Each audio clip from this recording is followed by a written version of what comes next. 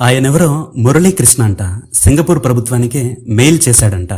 ఆంధ్రప్రదేశ్లో పెట్టుబడులు పెట్టమాకండి అని. అందుకే సింగపూర్ నుంచి పెట్టుబడులు తీసుకురాలేకపోయారంట లోకేష్ గారు, చంద్రబాబు గారు. అసలు నిజం ఏంటంటే ఆ మురళీకృష్ణ ఎవరో కాదు, నేనే. ఈ రోజు రాత్రికి నరేంద్ర మోడీకి కూడా మెయిల్ చేస్తున్నా. ఈ కూటమి ప్రభుత్వాన్ని వెంటనే కూల్చి పడేయమని. ఈ కూటమి ప్రభుత్వం పడిపోయిన వెంటనే కేంద్రంలో ఉండే బీజేపీ ప్రభుత్వాన్ని కూడా కూల్చి పడేయమని రేపు ఉదయాన్నే మెయిల్ చేస్తా అమెరికాలో ఉండే ట్రంప్కి.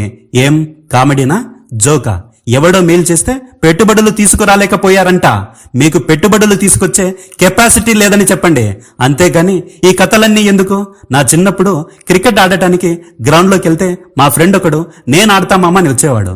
వాడికి ఆడటం సరిగ్గా రాదు. సరే, మ్యాచ్ జరిగేటప్పుడు క్యాచ్ ఎందుకు పట్టలేదురా అంటే చెప్పు ఊడిపోయింది మామ అంటాడు. సరే, ఇప్పుడెందుకు పట్టలేదురా అంటే గాలి అడ్డం వచ్చింది మామ అంటాడు. సరే, ఫీల్డింగ్ ఎలాగో చేయలేదు, బ్యాటింగ్ అన్నా సరిగ్గా ఆడరా అంటే బాలేసేవాడి ముఖం నాకు నచ్చలేదంటాడు. వాడికి బాలేయడమే సరిగ్గా రాలేదంటాడు.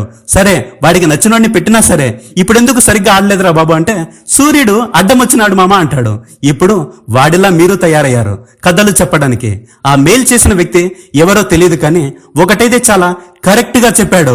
రేపో మాపో ఈ ప్రభుత్వం ఖచ్చితంగా పడిపోతుందని. అది మాత్రం తథ్యం, రాసి పెట్టుకోండి.